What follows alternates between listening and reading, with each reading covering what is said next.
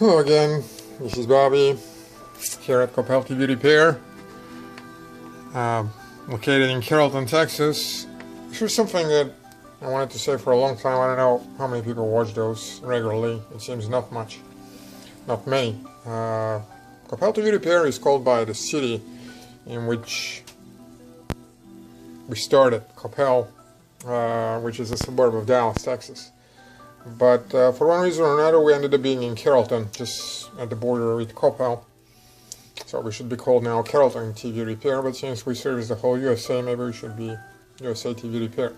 Anyhow, this video is for Vizio mainboard for XVT473SV, and I'm focusing here on the video. This is a sort of an educational, just proof of functionality, but our customer and friend who sent us that board can see that this is the board and they will receive back. This is the unique mark.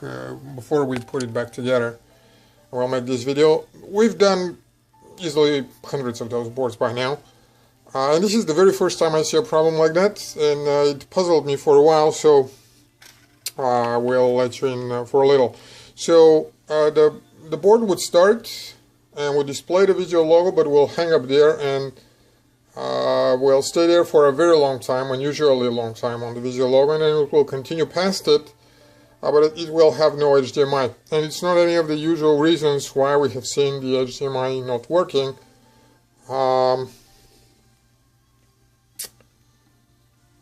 Until we figured out that what we do use for HDMI source is our HDMI player, which gets power from the USB. And at some point we realized there was no light, you can see it, there was no power going to the USB.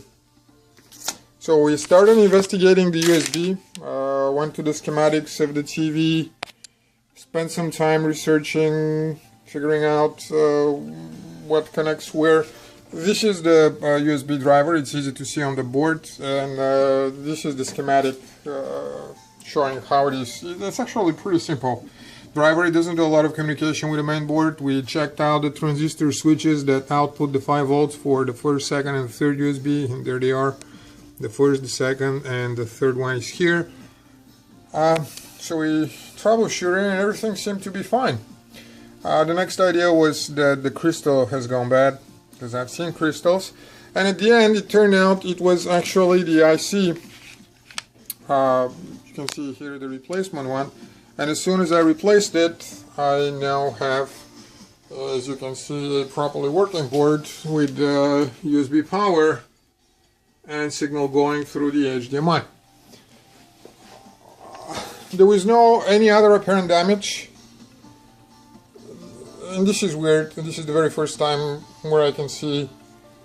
I've seen other cases where the USB wouldn't work for different reasons, which are more common, but this is the very first time out of 100 boards where I can see the USB switch and controller, it's not just switch, not functioning properly. So curious to all of you who may encounter that problem, this is one more thing that you may want to try.